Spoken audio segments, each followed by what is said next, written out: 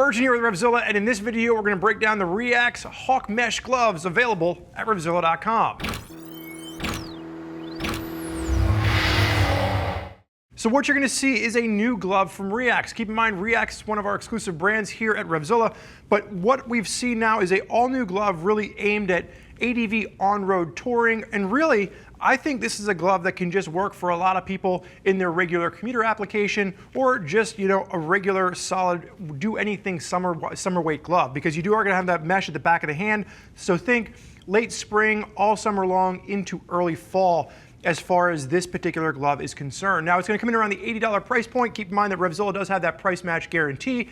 And if you're looking for something with a full leather construction, I'd actually recommend taking a look at the Tasker Perf. The Tasker Perf is a full leather glove, still going to have reinforcement in the back of the knuckle, but you're going to have perforated leather at the back of the hand as opposed to mesh and TPR. Now the design that we're going to see here is full TPR construction down the back. You're going to have cowhide at the palm, a bit of goat perforated at the back of the hand as well. Sizes are going to range from small up to 3XL. Now, here's what I'll say is typically when I wear my gloves, I'm a 2XL in most manufacturers. I'm actually bumping down to an extra large in the REAX. So I feel that if you're looking at the sizing based on what you wear in other manufacturers like Alpine Stars, Revit, Dainese, you're probably going to want to bump down a size.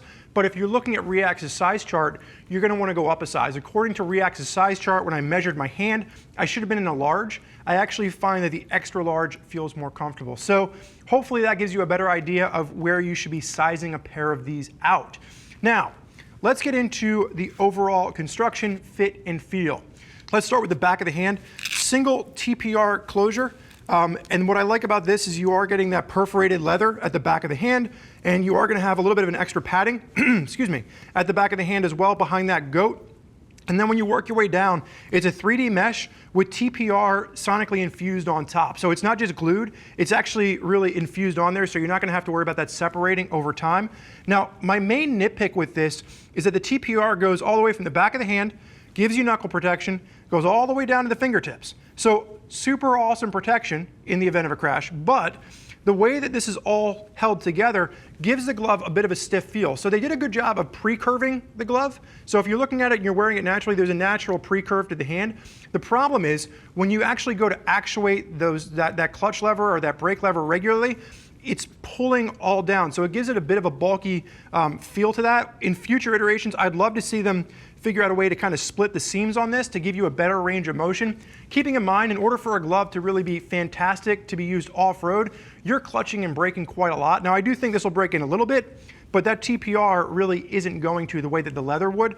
So that's why I really am saying that this is what I see to be more of that street touring adventure style glove, because once you get it in gear, you're not going to be using the clutch and the brake as much as you would, you know, full off-road. So something that I'd like to see kind of iterated on in the future, but again, massive protection as far as the TPR going all the way back of the hand, or all the way down from the back of the hand to the fingertips, and then you are getting that mesh for breathability throughout the back of the hand as well.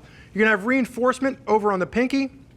We're going to see that that leather is going to kind of come up where it meets the mesh. And then as we take a look at the inside of the palm, you're going to see that that reinforcement goes down to a TPR palm slider. Now on the inside of the hand, you are going to get an extra bit of reinforcement. The full palm is cowhide leather. This is my other nitpick, is I like the feel of goat leather better in a palm. Cowhide is it's a beefy leather.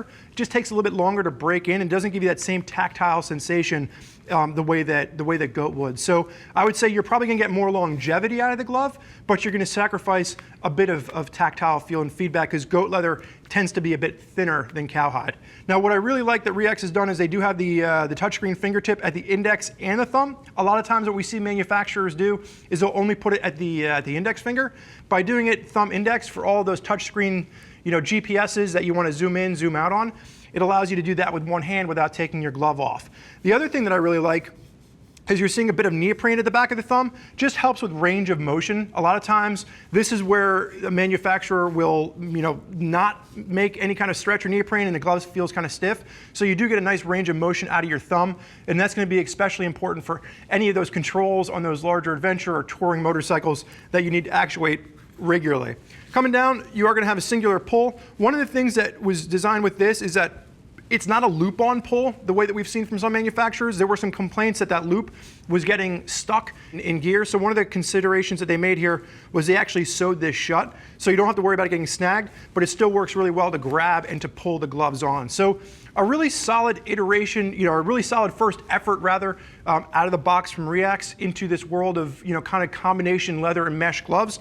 There are definitely some things I'd like to see iterated on in the future, but for those of you looking for a nice, lightweight glove to get you from late spring throughout the summer into the fall months, this is definitely going to be a solid consideration for a lot of folks out there, and there's already a lot of people using REAX gloves. So if you want to hear more about what other riders have to say, you can click the info button on your desktop or mobile device, read other rider reviews, and if you're still not sure as to which pair of gloves is right for you and your riding style, you can always shoot one of our Gear Geeks a call at 877-792-9455, or you can shoot an email over to cs@RevZilla.com. I want to thank you for joining us for this look at the REAX Hawk Mesh leather gloves. I'm Spurge. Enjoy the ride.